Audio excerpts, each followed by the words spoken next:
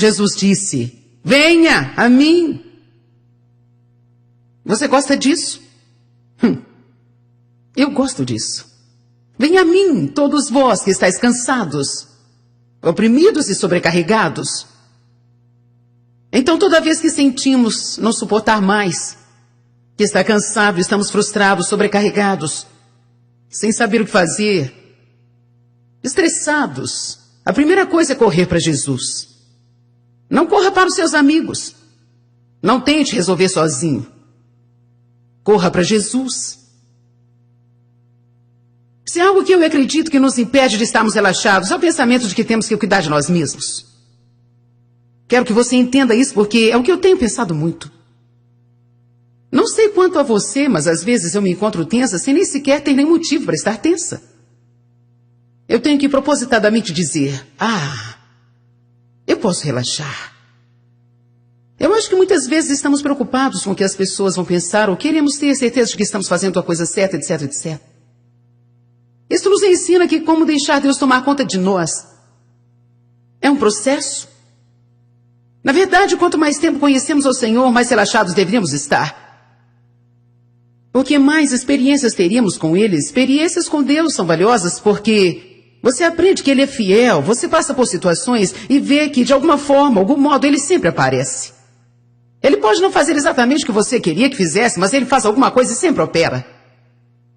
Pode não chegar cedo, mas nunca se atrasa. Venham a mim, todos vós que têm problema, e lhes darei descanso. A Bíblia Amplificada diz: eu facilitarei, aliviarei e refrescarei as vossas almas. Parece que Jesus quer que nós vivamos de forma relaxada, sem tensão e agitação, sem preocupações e ansiedades. Sem preocupações com ontem, sem ansiedades com amanhã, não em cobrança, tentando descobrir o tempo inteiro o que precisa ser feito. Nem chateado com as pessoas que não estão fazendo o que queremos que façam, nem chateados com a vida porque ela não está correndo do jeito que gostaríamos que estivesse. Mas, sobrenaturalmente relaxados, temos que acrescentar a palavra sobrenaturalmente, porque no natural nunca poderíamos estar. Mas quando Deus acrescenta o seu sobre no nosso natural, acabamos tendo o sobrenatural.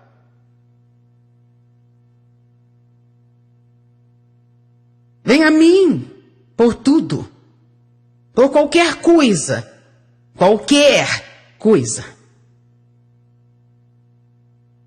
Porque eu sempre quero ajudar em qualquer coisa. Jesus diz: nada é pequeno demais, ou grande demais, ou muito além da conta.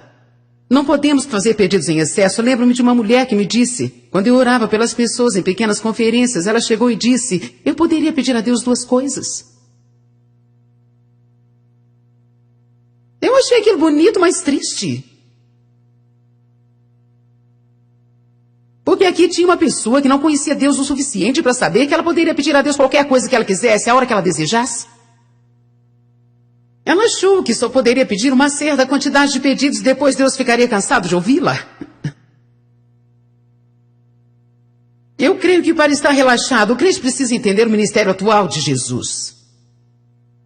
O poderoso e atual ministério de Jesus. O que eu quero dizer com isso? Jesus está fazendo algo agora mesmo enquanto você está aqui. Só porque você está aqui, sentado, não quer dizer que Ele não está operando alguma coisa para o seu benefício. A Bíblia diz: enquanto eu continuar crendo, Jesus continua trabalhando.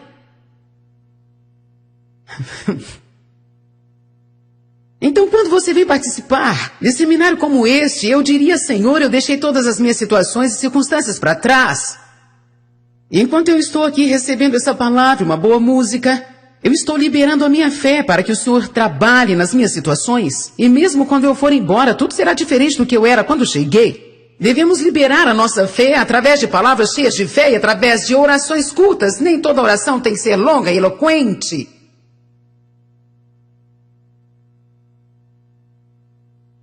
Um dos ministérios atuais mais abençoados de Jesus é que Ele está intercedendo por nós, agora mesmo. Aleluia! Será que existe alguma oração que Jesus faz que não seja respondida? Não.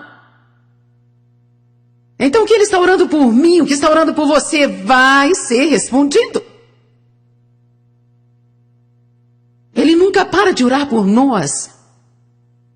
Ele senta à direita do Pai e continuamente intercede por nós. Eu creio que para permanecermos sobrenaturalmente relaxados, precisamos entender a relação entre a videira e o ramo. Abre em João capítulo 15.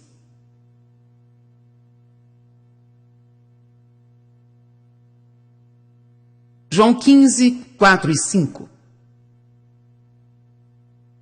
E João diz: eu sou a videira verdadeira e o meu pai é o agricultor.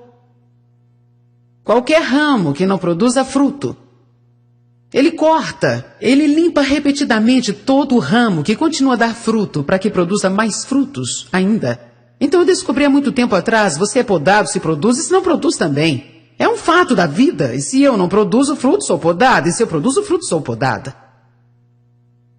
Em outras palavras, Deus vai trabalhar conosco, isso é um fato da vida, Deus vai trabalhar com seus pequenos ramos. Os ramos devem produzir fruto para que o mundo finalmente possa vir para pegar aquele fruto e se alimentar. E por causa da força e da vida que está vindo da árvore, mais frutos vão aparecer nos ramos. Mas você nunca vê um ramo se esforçando para dar fruto, você nunca vê uma macieira assim. O que está fazendo? Produzindo maçãs.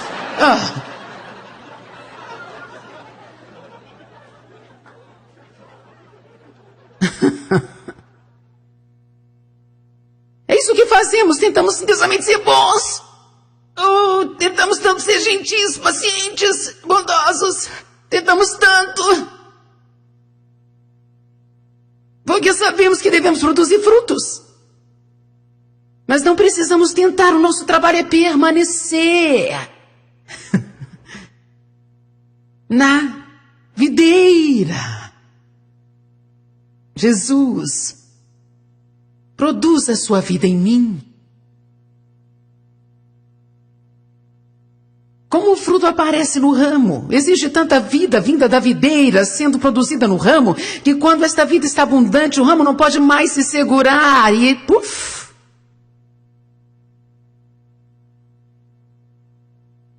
O que eu preciso é mais de Jesus. Só precisa mais seiva da videira passando por este ramo e o fruto logo vai aparecer. Quando eu acabar esse fim de semana, vocês terão pegado todos os meus frutos.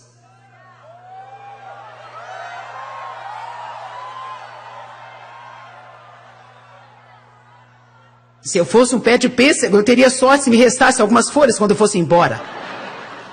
Vocês terão pegado todos os frutos que eu tenho, então o que eu faço? Bem, porque quando eu chegar em casa, precisarei ter frutos para minha família. A primeira coisa que eu faço é procurar Jesus. Já vou começar. Me renovar e me revitalizar no avião de volta para casa.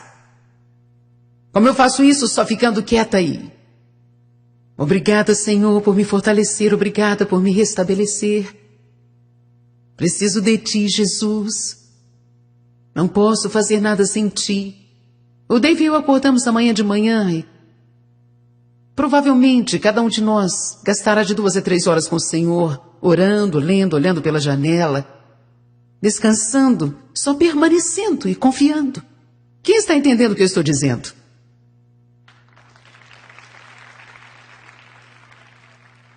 Quem se lembra da figueira que Jesus amaldiçoou?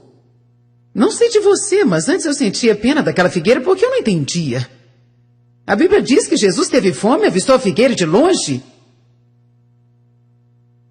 e foi procurar alguma coisa nela para comer. Mas não havia nenhum fruto, por isso ele amaldiçoou, dizendo, nunca mais crescerá fruto em ti. Eu pensava, não foi culpa da figueira? Mas uma nota no rodapé da Bíblia Amplificada me fez entender, diz assim, a figueira devia dar frutos, ao mesmo tempo em que tivesse muitas folhas. Debaixo das folhas deveria haver frutos. Então a Bíblia diz, Jesus, avistando ao longe a figueira e vendo que havia muitas folhas, teve fome e foi comer. Ele amaldiçoou porque era falsa, tinha folhas, mas não tinha frutos. Eu acho que muitas pessoas vivem com maldições em suas vidas porque tudo que possuem é uma parafernália cristã. Folhas. Parece que elas têm todas as coisas boas, possuem todos os adesivos, o peixinho no carro, carregam uma bíblia grande para o trabalho, escutam fitas mensais todos os dias, mas quando o agricultor chega, não há fruto. Por quê? Porque podemos fazer todas as obras sem estarmos ligados à videira. Você pode ir a 3 igrejas por semana e mesmo assim não estar ligado à videira. Você pode ser um pregador e não ter frutos. As suas mensagens não serão muito ungidas, mas vai demorar um pouco para as pessoas perceberem isso. Porque se você for um pregador bem eloquente, algumas pessoas não sabem a diferença entre a unção e eloquência. Alguns sim, mas outros não. Se eu não gastar tempo com Deus, não faço nada porque fico sem unção. Eu me preparo cuidadosamente antes de subir aqui ao púlpito e abrir a minha boca. João 15, 4. Permaneça em mim, eu permanecerei em vós. Viva em mim, eu viverei em vós. Assim como nenhum ramo não pode dar fruto por si mesmo sem permanecer na videira. Assim também vocês não podem produzir frutos sem que permaneçam em mim. Isso tudo tem a ver com dar fruto. Eu sou a videira, vocês os ramos. Quem permanece em mim ou nele produz muito fruto. Portanto, sem mim, cortado da união vital comigo, nada podeis fazer. Onde está minha planta? Precisamos ter um exemplo. Obrigada. Obviamente que essa é uma planta de plástico, mas nós vamos imaginar que ela é real. Agora, temos uma videira aqui. Viram? Toda a vida que está nesses ramos viria dessa videira se estivesse viva. E toda a vida dessa videira está vindo das raízes. É por isso que a Bíblia fala que devemos estar enraizados e fundamentados nele. E que devemos ter as raízes do nosso ser nele. Todos nós sabemos, se esta fosse uma planta viva, se eu quebrasse isso como acabei de fazer, ela ainda teria vida nela, porque está cheia de vida. Mas se eu deixar isso aqui por 2 dias e voltar, você sabe como estaria sua aparência? Estaria terrível. Por isso, permanecer é algo muito importante para nós, ou seja, viver, habitar, ficar. O que, na verdade, quer dizer gastar tempo regularmente. No mundo em que vivemos hoje, só um pouquinho de tempo com Deus não vai funcionar. Deus tem que ser o número 1 primeiro. Primeiro nos seus pensamentos, primeiro nas suas conversas, primeiro no seu tempo, primeiro nas suas finanças. Se você colocar Deus em primeiro em tudo, você vai ter uma qualidade de vida tão tremenda que você nunca pode imaginar. Eu posso lhe prometer isso. Eu já vi isso funcionar não apenas na minha vida, mas também na vida de muitas e muitas e muitas pessoas. Você deve colocar Deus em primeiro, não só frequentar uma igreja. Não apenas ter toda aquela parafernália que pode ser chamada de folhas. Não se esqueça que Adão e Eva, quando se viram com problemas diante de Deus, também se cobriram de folhas. Deus lhe disse que aquilo não era suficiente. Aquilo tudo era morto. Agora, quero que você abra em Romanos, capítulo 11. Daqui a pouco vamos voltar para a planta. Romanos 11, 17. Paulo está tentando explicar alguma coisa aos cristãos. Pois Paulo estava lidando com gentios e judeus. Obviamente, devia ser difícil para alguns judeus fazerem a transição para uma maneira totalmente nova de pensar e de ser. Eles sempre dependeram de uma lei e agora ele estava tentando ensinar a graça. O relacionamento deles com Deus se resumia no que eles faziam, mantendo a lei, fazendo as coisas certas, fazendo sacrifícios para cobrir os pecados deles. E agora Paulo estava ensinando algo novo, que, debaixo da nova aliança, tudo se resume em relacionamento e não no que eles estão tentando dar a Deus. Fala de receber de Deus sua graça, seu favor, como um dom gratuito. Então ele está usando o exemplo da videira e dos ramos. Verso 17 ele diz: mas se alguns dos ramos fossem quebrados enquanto você é uma oliveira silvestre. Ele está falando dos gentios, dizendo assim: alguns dos israelitas optaram por não crer que existe lugar para vocês. Na verdade, a Bíblia chega a dizer que Deus até apontou alguns para não crerem, para darem espaço para os gentios, até que fossem completamente ajuntados. E depois viria uma outra oportunidade, mas ele nos chama de oliveira silvestre. O que significa? Alguém selvagem indo na direção errada, fazendo a coisa errada. Deus diz, ande nessa direção, ele vai naquela direção. Se alguns dos ramos fossem quebrados para que vocês, oliveiras selvagens, fossem enxertados. Enxertados é um termo interessante porque o que acontecerá se você tiver uma videira viva e um ramo que está quase morto? Como se estivesse jogado há 2 ou 3 dias. Ou até mesmo se não fosse parte dessa planta ou de outra. E eu chegasse e a pegasse antes que estivesse totalmente morta. Eu poderia abrir a videira, poderia fazer um corte na videira e poderia enxertar isso nela. E depois fechar. E a vida. Isso aqui não tem nada a oferecer, está quase morta. Mas se ela permanecer na videira, a vida da videira vai reviver esse ramo quase morto aqui. E ele vai voltar a ter total saúde e restauração. Não porque ele proporcionou nada para a videira, mas a videira lhe proporcionou. Ele estava muito doente, muito patético. Para dar alguma coisa, tudo o que tem a fazer é permanecer lá e receber.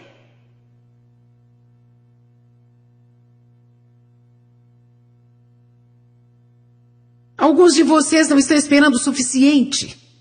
Vocês não estão suportando o suficiente. Você pergunta a Deus muitas vezes durante o dia: o que o Senhor quer que eu faça? Deus, o que eu posso fazer? O que eu faço? O que eu posso fazer? Estou fazendo tudo. Isso não tem nada a ver com fazer. Tem a ver com permanecer. Vamos, gente. Preste atenção. Romanos 11:17.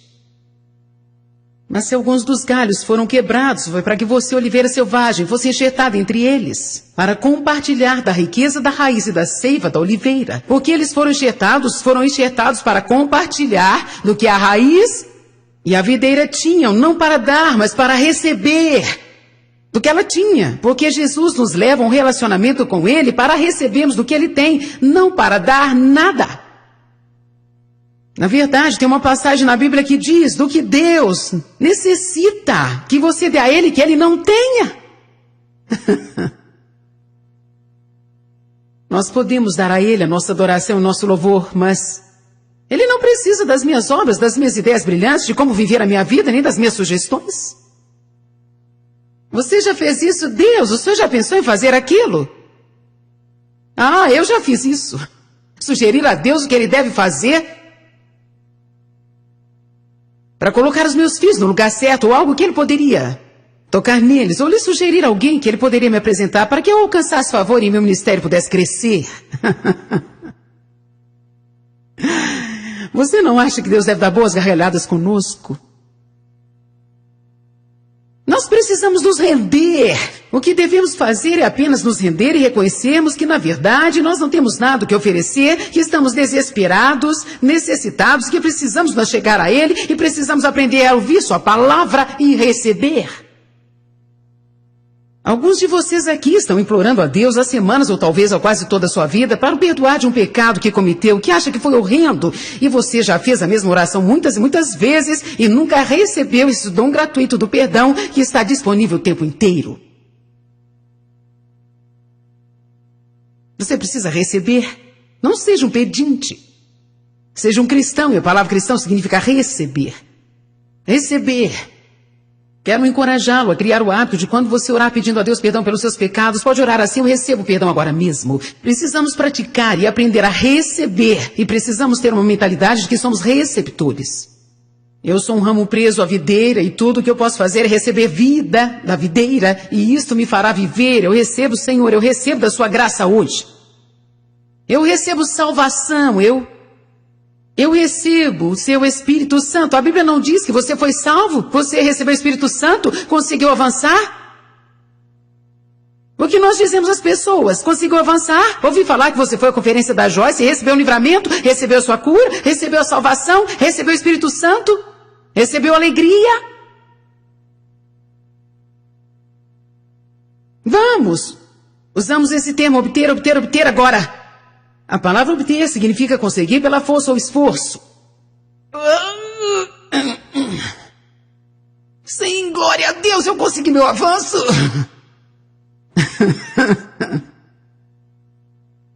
Mas a palavra receber significa agir como um receptor e simplesmente pegar o que está sendo oferecido.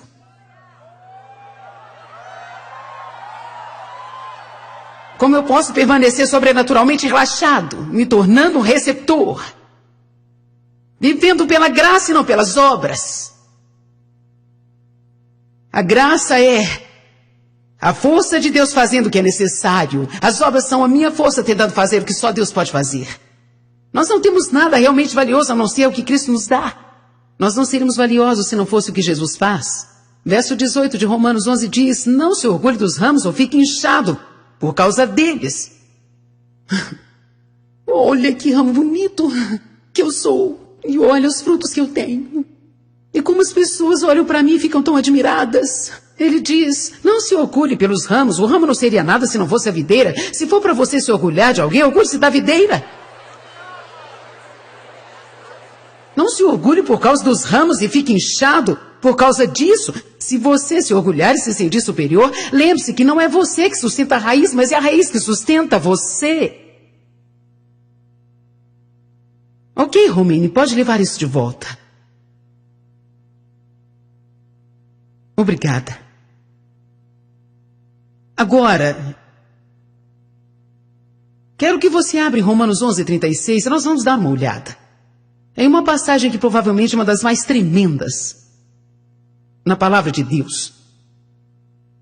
Eu estive pensando nisso, eu li isso em voz alta para mim mesmo hoje pela manhã várias vezes. Foi tão maravilhoso, quase nem consigo explicar. Agora veja isso. Gente, espero que isso faça com vocês o que fez comigo.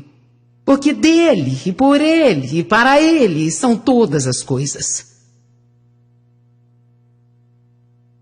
Porque todas as coisas se originam nele, vêm dele. Todas as coisas vivem através dele. E todas as coisas estão centradas e tendem a se consumar e acabar nele. A ele seja a glória para sempre. Gente, estou falando sobre o que devemos prestar atenção em nossas vidas. Isso deveria ser o nosso centro, isso deveria ser a fonte de onde todas as coisas procedem, onde todas as coisas acabam, por onde todas as coisas passam e vivem. Uhul! Estou dizendo, eu sinto o poder do Espírito Santo quando eu leio essa passagem. Pois dele, por ele e para ele são todas as coisas. Isso nos leva a uma coisa. Porque todas as coisas tiveram início nele. E todas as coisas vão acabar nele. Todas as coisas vivem através dele. Eu não tenho vida sem ele. Você não tem vida verdadeira. Ah, você pode respirar, mas não tem a vida verdadeira. Qual a razão de passar por essa vida e viver 60, 70, 80 anos e não fazer mais nada a não ser tentar ganhar dinheiro?